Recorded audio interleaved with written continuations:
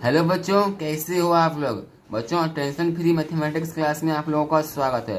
तो बच्चों, आज जो मैं आप लोगों को क्लास 10th यानी मैट्रिक का आपको जो प्रतिस्थापन विधि बताने वाला हूँ। और बच्चों, आप मेरे ऊपर ट्रस्ट करो, मैं ऐसे तरीके से आपको बताऊंगा, ऐसी मेथड से बताऊंगा कि एक बार यदि आप प्रतिस्थापन विधि को जान जाएंगे तो आपको कभी भी जो है इसे रटने की या फिर जो आपको समझने की जरूरत नहीं पड़ेगी। तो चलो बच्चों, यार देखते हैं कैसे करते हैं प्रतिस्थापन विधि से। तो सिंपली बच्चों, हम लोग प्रतिस्थापन विधि कहते हैं किसको। सबसे पहले हम लोग प्रतिस्थापन विधि लिखेंगे। तो बच्चों, जैसा कि मैंने यहाँ पे प्रतिस्थापन विधि, तो बच्चों जैसा कि आप लोग जानते हो कि किसी भी समीकरण यानी फिर किसी भी इक्वेशंस को सॉल्व करने का जो हम लोगों के पास 3 नियम होता है। जैसे कि बच्चों, मेरे पास मान लो दो समीकरण है, 2x plus 4y equals to 5 and second समीकरण है 4x plus 2y equals to 6। तो जैसा कि बच्चों यहाँ पे आप देख सकते हो, यहाँ पे जो मेरा 2 समीकरण दिया गया है। जैसा कि आप लोग जो यदि आप बिहार बोर्ड में पढ़ते होंगे तो आपको पता होगा कि ये दोनों समीकरण को जो हल करने का हम लोगों के पास 5 तरीके होते हैं। आप लोगों को जो 3 तरीका ही बताया जाता है, आप लोगों के क्लास में पढ़ाया भी जाता है। 3 तरीके से आपको बोला जाता है कि समीकरण को सॉल्यूशन करना है, और जिसमें कि प्रतिस्थापन विधि आता है, आपका विलोपन विधि आता है, और एक ब्रज गुणनखंड आता है। तो और जो 2 मेथड होता है, और 2 मेथड जो सीबीएसई वाले और आईसीएसई वाले पढ़ते हैं, जो कि आपको नहीं पढ़ना रहता है। तो बच्चों, आज हम लोग देखेंगे कि प्रतिस्थापन विधि किसे कहते हैं, या फिर प्रतिस्थापन विधि से किसी भी इक्वेशंस, किसी भी समीकरण का हम लोग सॉल्यूशंस कैसे करते हैं। तो बच्चों, आप मेरे ऊपर ट्रस्ट करो, वीडियो को कंप्लीट देखो। इस वीडियो को देखने के बाद जो है प्रतिस्थापन विधि से कैसे किसी सॉल्यूशंस करे, किसी भी समीकरण को हल करे, कोई भी प्रॉब्लम नहीं होगी। तो जैसा कि बच्चों आप लोग यहाँ पे देख सकते हो, सबसे पहले मेरा जो दो यहाँ पे इक्वेशंस दिया गया है, एक है 2x plus 4y equals to 5 and second number 4x plus 2y equal to 6। तो बच्चों, हमको जो ये दोनों समीकरण में से किसी को समीकरण को मतलब ये दोनों इक्वेशंस को सॉल्यूशंस करना है, कौन सा मेथड से, प्रतिस्थापन विधि से। तो हम लोग कैसे करेंगे। तो मेरे पास 2 इक्वेशंस दिया गया है। कितना इक्वेशंस दिया गया है बच्चों, 2 इक्वेशंस। तो हम दोनों में से किसी एक इक्वेशंस को उठा लेंगे। या तो हम इक्वेशन फर्स्ट यानी समीकरण फर्स्ट को उठा लेंगे, या फिर हम लोग समीकरण 2 को उठा लेंगे। प्रतिस्थापन विधि में हम लोग बच्चों यही करते हैं, आप लोग याद रखो, हमेशा के लिए याद रखो। प्रतिस्थापन विधि में हम लोग यही करते हैं, या तो हम समीकरण 1 को उठा लेते हैं या फिर समीकरण 2। हम दोनों में से किसी एक समीकरण को उठा लेंगे। तो चलो बच्चों, आप लोगों को कहने पे मैं समीकरण 2 को उठा लेता हूँ। तो आपको यहाँ सिंपली से लिखना है समीकरण 2 से। तो जैसा कि बच्चों आप यहाँ पे देख सकते हो, मैंने लिखा हुआ हूँ समीकरण 2 से। आप चाहो तो यहाँ पे समीकरण 1 से भी लिख सकते हो, कोई भी दिक्कत नहीं है। यहाँ पे समीकरण 1 से लिखो या फिर समीकरण 2 से लिखो, कोई भी दिक्कत नहीं आएगी, कोई भी प्रॉब्लम नहीं आएगी। तो बच्चों, अब देखते हैं कि कैसे इसका सोल्यूशंस करते हैं। समीकरण 2 लिखने पर जो इसके बाद समीकरण 2 में जो जो दिया गया है, सिंपली यहाँ पे आपको भी इसी तरीके से यहाँ पे लिख देनी है। तो यहाँ पे क्या दिया गया है समीकरण 2 में, 4x plus 2y equals to 6। तो जैसा कि बच्चों यहाँ पे देख सकते हो, 4x plus 2y equal to 6 मैंने लिख लिया है। इसके बाद से सिंपली से आपको क्या करनी है, इसके बाद जो यहाँ पे आपको या तो x को इधर रखना है। हम लोग सिंपली क्या करते हैं बच्चों, मैं आपको सिंपल से भाषा में समझाता हूँ शॉर्ट में, कि हम लोग जो है इक्वल यानी बराबर को, हम लोग इक्वल को जो है ना बच्चों, हम लोग इसे गंगा जी बोलते हैं। क्या बोलते हैं, गंगा जी। हम लोग जो है समझाने के लिए आपको बताता हूँ, जैसे कि इक्वल हम लोग का होगा गंगा जी। और बच्चों आप लोगों का मैं बता दूं, ये क्या होता है हम लोगों का इक्वल में जो है मेरा, जैसे कि कोई माइनस रहेगा, इक्वल के उस साइड जाएगा तो क्या बन जाएगा, प्लस। यदि कोई प्लस रहेगा, इक्वल के उस साइड जाएगा तो क्या बन जाएगा, माइनस। यदि मेरा कोई गुना रहेगा, इक्वल के बराबर के उस साइड चले जाएगा तो बन जाएगा भाग। यदि मेरा कोई भाग रहेगा, बराबर के उस साइड चले जाएगा तो बन जाएगा गुना। तो बच्चों, आपको जो ये चीज बहुत ही अच्छे तरीके से याद कर लेनी है या फिर समझ लेनी है कि माइनस मेरा यदि गंगा जी के उस पार जाएगा तो प्लस बन जाएगा, यानी कि उल्टा हो जाता है। बच्चों आप देख लो अच्छे से, बहुत ही सिंपल ट्रिक मैं बता रहा हूँ आपको, और ये जो मैं आपका बेसिक बता रहा हूँ, क्योंकि जिन जिन बच्चों को समझ नहीं आता, यदि आप एक तेज स्टूडेंट हो तो इसे आप स्किप भी कर सकते हो, कोई भी दिक्कत नहीं है। और यदि आपको कुछ ही समझ नहीं आता है तो ये आप देखो, आपके लिए जानना बहुत ही जरूरी है। माइनस यदि गंगा जी के उस पार जाएगा तो क्या बन जाएगा, प्लस। प्लस यदि गंगा जी के उस पार जाएगा तो क्या बन जाएगा, माइनस। गुना यदि गंगा जी के उस पार जाएगा तो क्या बन जाएगा, भाग। भाग यदि गंगा जी के उस पार जाएगा तो क्या बन जाएगा, गुना। तो बच्चों आपको यहाँ पे क्या करना है, सिंपली यहाँ पे आपको या तो x को यहाँ पे रखना है गंगा जी के इस पार में, यानी कि लेफ्ट साइड में। लेफ्ट साइड में आपको या फिर x को रखना है या फिर y, दोनों में से किसी एक को रखना है और उसका मान निकाल देना है। तो चलो देखते हैं बच्चों कैसे आपको भी निकालना है, आप भी कैसे निकाल सकते हो। तो बच्चों यहाँ पे आप देख सकते हो, यहाँ पे मेरा क्या है, 4x + 2y = 6। तो हम लोग क्या करने वाले हैं, हम लोग x को इधर रख लेंगे और बाकी बात सारे को जो है गंगा जी के उस पार यानी कि राइट साइड में भेज देंगे, सारे को हम लोग राइट साइड में भेज देंगे। तो चलो बच्चों करती है, आपको जो ये सब चीज नहीं लिखनी है अपने आंसर में, आपको सिंपल से जो इसको सजा करके लिखनी है वो मैं आपको दिखा दूंगा। अभी तो मैं आपको समझा रहा हूँ, इसलिए जो मैं आपको सारा चीज करके दिखा रहा हूँ। तो बच्चों आपको सिंपली से क्या करनी है, यहाँ पे लिख सकते हो 4x + 2y = 6 है। तो हम लोग क्या करेंगे, सबसे पहले यहाँ पे एक एरो का निशान देंगे। एरो का निशान इसलिए देंगे कि हम लोग यहाँ पे बराबर नहीं लिख सकते। बराबर यदि एक जगह पे दो बराबर आ जाए, यदि मैं इसे यहाँ पे बराबर लिख दूंगा और इसके बाद लिख दूंगा 4x + 2y = 6, तो देख सकते हो बच्चों यहाँ पे दो बराबर आ चुका है। इसलिए हम लोग यहाँ पे बराबर नहीं लिख के यहाँ पे एरो का साइन देती है, और ये देना बहुत ही जरूरी है, नेसेसरी है, कंपलसरी है। आप लोग ये दे देना बच्चों, बहुत ही इंपॉर्टेंट है। इसके बाद आप यहाँ पे देख सकते हो, यहाँ पे क्या करना, मैंने आपको बताया था कि आपको जो सिर्फ x को इधर रखना है, बाकी बात सारे को उधर भेज देना है। तो हम लोग क्या करेंगे, 4x को इधर रखेंगे, यहाँ पे क्या है +2y। बच्चों यहाँ पे देखो क्या है +2y, यहाँ पे +2y है।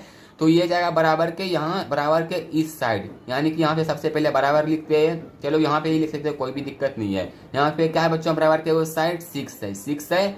यहाँ पे मेरा क्या है +2y, यहाँ पे मेरा क्या है बच्चों +2y। तो यदि मेरा +2y बराबर के उस साइड जाएगा तो क्या बन जाएगा, -2y। क्या बन जाएगा बच्चों, -2y। इसी तरीके से कोई दिक्कत, यदि यहाँ पे कोई दिक्कत हो बच्चों तो आप हमें बोलो, आप हमें कॉल करो, कमेंट करो, कोई भी दिक्कत नहीं होगी। इसके बाद से सिंपली से हमको क्या करना है, फिर से एक एरो का निशान देना है। एरो का निशान देने के बाद जो है बच्चों, यहाँ पे आप देख सकते हो, आपको सिर्फ बोला था मैंने आपको पहले कि सिर्फ आपको x को इस साइड रखना है, बराबर के इस साइड, और बाकी बात सारे को भेज देना है राइट साइड। तो हम यहाँ पे x को रखेंगे, यहाँ पे इक्वल का साइन है तो सिंपली इक्वल का साइन देंगे। यहाँ पे 6 - 2y है, यहाँ पे 6 - 2y है, तो यहाँ पे सिंपली से 6 - 2y लिख देंगे। इसके बाद यहाँ पे नीचे देंगे, यहाँ पे देंगे। इसके बाद यहाँ पे 4 क्या है बच्चों, आप लोग देख सकते हो 4x, यानी कि मेरा यदि 4x रहता है तो हम लोग सिंपली से जानते हैं कि 4x का मतलब क्या होता है, 4 × x, तो ही यहाँ पे 4x होता है। यदि यहाँ पे 5x रहेगा तो इसका मतलब होगा 5 × x। तो बच्चों यहाँ पे आप देख सकते हो, यहाँ पे जो है 4x, यानी कि 4 जो है x के साथ गुना में है। 4 जो है हम लोगों का x के साथ किसके साथ में है, गुना में है। तो ये मेरा 4 बराबर के इस साइड गुना में है, ये मेरा 4 बराबर के इस साइड गुना में है। तो बराबर के उस साइड जाएगा तो क्या बन जाएगा बच्चों, यहाँ पे मैंने आपको बताया था, गुना यदि रहेगा बराबर के इस साइड, उधर जाएगा तो क्या बन जाएगा, भाग बन जाएगा। तो यहाँ पे 4 क्या चीज में है, गुना में है, तो बराबर के इस साइड जाएगा तो क्या बन जाएगा, भाग बन जाएगा। तो बच्चों यहाँ से निकल गया हमारा x का मान। मैं उम्मीद करता हूँ कि आपको कोई भी इसमें कंफ्यूजन ना होगी, ना ही कोई डाउट रहेगी। यदि आपको तब भी कोई डाउट रहती है, कोई कंफ्यूजन रहती है, तो आप हमें बोलो, मैं उसका सोल्यूशन कर दूंगा। तो इसके बाद बच्चों यहाँ पे मेरा क्या निकल गया, x का मान निकल गया। तो यहाँ पे हम लिखेंगे x = 6 - 2y/4। इसको हम लोग बच्चों अब क्या करते हैं, यहाँ से समीकरण 3 मान लेते हैं। यहाँ पे हम लोग समीकरण 3 मान लिए। अब यहाँ पे हमको क्या करना है, समीकरण 3 में यहाँ पे आप देख सकते हो मेरा जो है x का मान निकल चुका है। x का मान निकलने के कारण हमको समीकरण 3 को जो है x = 6 - 2y/4 यहाँ पे निकला हुआ है। तो हम लोग क्या करेंगे, समीकरण 2 में, समीकरण 2 बच्चों यहाँ पे आप देख सकते हो, समीकरण 2 हम लोगों का ये है समीकरण 2 में हम लोग यहाँ पे x equal to 6 minus 2y जो निकला हुआ है इसको रख लेंगे। तो आपको यहाँ से सिंपली से लिखना है बच्चों समीकरण यहाँ पे हम लोगों को लिखना है समीकरण 2 में x इक्वल्स टू, बच्चों आपको सिंपली से यही लिख लेना है समीकरण 2 में x equal to 6 minus 2y by 4 रखने पे 6 माइनस 2y बाई 4 रखने पर अब क्या करना है बच्चों, आपको सिंपली यहाँ से जो है समीकरण 2 आपका जो भी है यहाँ पे समीकरण 2 आपको सिंपली से यहाँ पे नीचे में लिख लेनी है। तो चलिए जल्दी से लिख लेते हैं। यहाँ पे समीकरण 2 हम लोगों का क्या है 4x plus 2y equal to 6। यहाँ पे बच्चों समीकरण 2 हम लोगों का यही है। तो हम लोग अब क्या करेंगे सिंपली से, यहाँ पे आप देख सकते हो यहाँ पे हम लोगों का क्या है x है, यहाँ पे बच्चों हम लोगों का x है। तो सिंपली हम x के जगह पे जहाँ जहाँ x रहेगा वहाँ हम x की जगह पे 6 माइनस 2y बाई 4 रख देंगे, यानी कि 6 माइनस 2y बाई 4 पुट कर देंगे। तो चलो बच्चों करते हैं। तो क्या करेंगे यहाँ पे सिंपली से 4x लिखेंगे, x के जगह पे 6 माइनस 2y बाई 4। तो बच्चों यहाँ पे देख सकते हो 6 माइनस 2y बाई 4। इसके बाद जो है यहाँ पे बंद कर देंगे, इसके बाद प्लस का साइन है प्लस देंगे, 2y लिखेंगे, इसके बाद 6। तो जैसा कि बच्चों आप यहाँ पे देख सकते हो मैंने क्या लिखा, यहाँ पे लिखा मैंने 4x था तो 4 की जगह पे 4 लिख दिया, x की जगह पे यहाँ x का जो मान निकला हुआ था वो यहाँ पे रख दिया। इसके बाद बच्चों यहाँ पे 2y था तो 2y सिंपली लिख दिया। इसके बाद सिंपली 6 था तो 6 मैंने उतार दिया। यदि आपको कोई डाउट तो आप मुझे बोलो।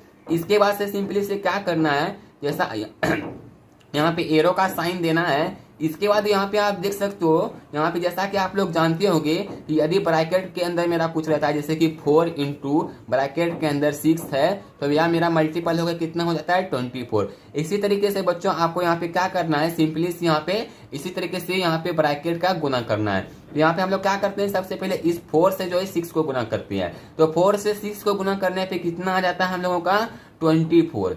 इसके बाद हम लोग क्या करते हैं यहाँ पे माइनस का साइन है बीच में तो सिंपली यहाँ से माइनस देंगे। इसके बाद यहाँ से 4 से क्या करते हैं हम लोग सेकंड वाले को गुना करते हैं। तो हम 4 से गुना किए 2y को, तो 4 से 2 को किए कितना हो गया बच्चों 8 हो गया। 4 से 2 को किए 8 हो गया, y का है तो सिंपली y उतार दिए। इसके बाद नीचे में 4 है बटे 4 लिख दिए। कोई दिक्कत हो तो आप हमें बोलो। इसके बाद यहाँ पे आप देख सकते हो प्लस 2y है तो सिंपली प्लस 2y लिख दिए। इसके बाद इक्वल के उस साइड में 6 है तो सिंपली 6 लिख दिए। तो यहाँ पे आप देख सकते हो मैंने 4 से गुना किया 6 को 24 आ गया। इसके बाद 4 से गुना किया 2y को तो माइनस 8y आ गया। इसके बाद प्लस का प्लस लिख दिया, 2y का 2y इक्वल टू 6। यहाँ तक कोई प्रॉब्लम नहीं तो नहीं। अब करते हैं नेक्स्ट स्टेप। तो नेक्स्ट स्टेप मेरा क्या है सबसे पहले यहाँ पे देख लेते हैं 24 minus 8y plus 2y by 4।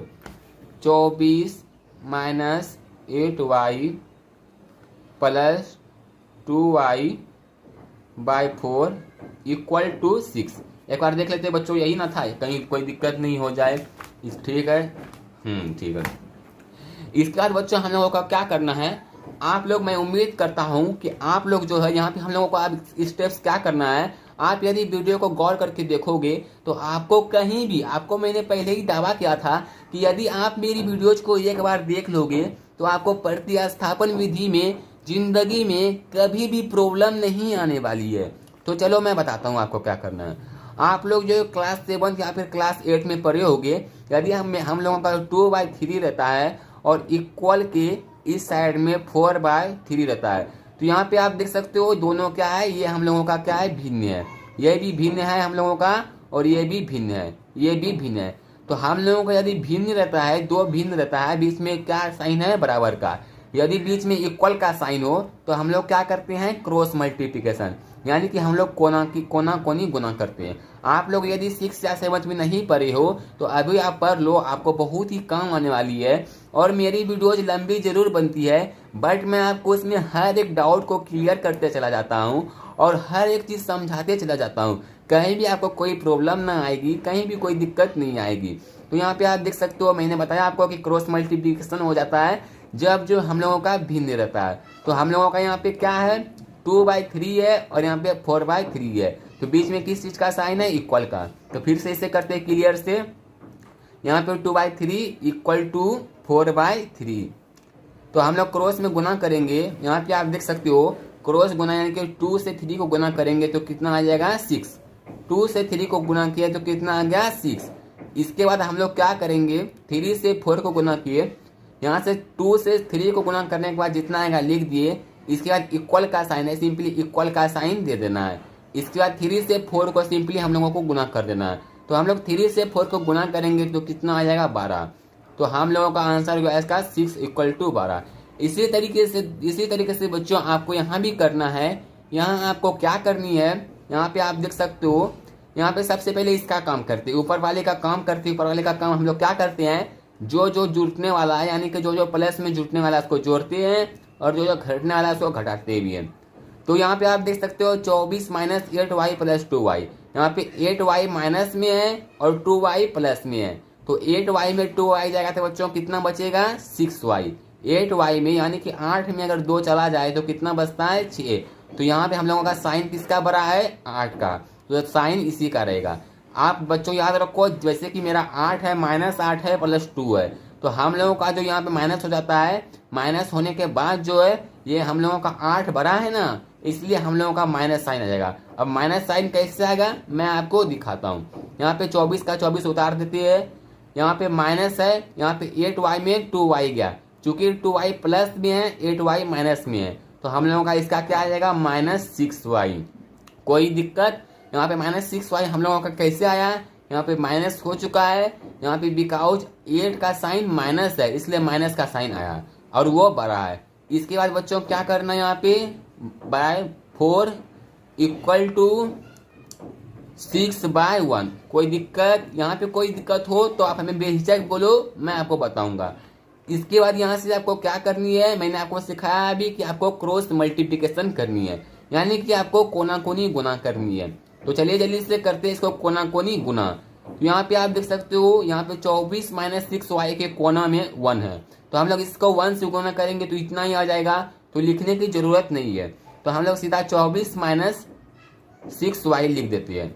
इसके बाद हम लोग इक्वल का साइन लिखते हैं, जैसा कि आप लोगों को पता है, तो सिंपली से इक्वल का साइन दे देते हैं।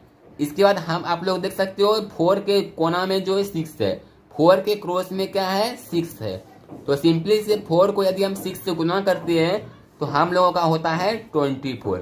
कितना होता है हम लोगों का 24। इसके बाद हम लोग क्या करते हैं, इसको सॉल्व करते हैं। अब हम लोग इसको सॉल्व कैसे करेंगे, यहाँ पे क्या करना है, सिंपली y को सिर्फ रखना है और बाकी बात सबको गंगा जी के उस पार भेज देना है। सिर्फ इस साइड y को रखना है, बाकी बात सारे को बराबर के उस साइड भेज देना है। तो हम लोग y है यहाँ पे -6y, तो सिंपली से -6y लिख लेंगे।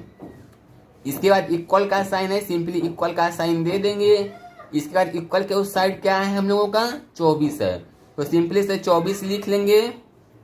इसके बाद यहाँ पे देख सकते हो, मैंने आपको पहले बताया कि यदि ये 24 बराबर के इस साइड प्लस में है तो उधर जाएगा तो क्या बन जाएगा माइनस में, यदि माइनस में है तो क्या बन जाएगा प्लस में, गुना में है तो क्या बन जाएगा भाग में। तो इसी तरीके से आपको भी करनी है। कैसे करनी है, यहाँ पे 24 क्या है इस साइड प्लस में है तो उधर जाएगा माइनस में। यहाँ 24 माइनस 24, यहाँ पे क्या है आपका, यहाँ पे आपको फिर से एरो का साइन देनी है। इसके बाद आप यहाँ पे देख सकते हो -6y बचा है तो सिंपली -6y लिख लो। इसके बाद यहाँ पे आप देख सकते हो 24 में 24 गई, कितना बचा है 0, यहाँ पे सिंपली से आप 0 लिख लो। इसके बाद आपको मैंने पहले बताया कि सिर्फ y को इस साइड रखनी है, अम्मा के बाद सारे को बराबर के उस साइड भेज देनी है। तो चलिए करते हैं, यहाँ पे y को इधर रख लिए। इसके बाद यहाँ पे देख सकते हो -6, मैंने आपको पहले ही बताया था कि यदि मेरा 6x है तो हम इसका मतलब क्या होता है 6 गुना x है, 6 गुना x है तो ही हम लोगों का 6x होता है। यदि मेरा यहाँ पे 6y है तो इसका मतलब होता है 6y का मतलब 6 गुना y, यानी कि 6 जो है y के साथ गुना में है। तो यहाँ पे आप देख सकते हो 6y मतलब 6 जो है y के साथ गुना में है, तो उस साइड बन जाएगा, उस साइड जाएगा तो क्या बन जाएगा भाग में बन जाएगा। तो यहाँ पे इस साइड 0 है तो 6 मेरा बराबर के इस साइड आएगा तो क्या बन जाएगा y equal to 0/-6, y equal to 0/-6। कहीं कोई प्रॉब्लम ना होने दूंगा।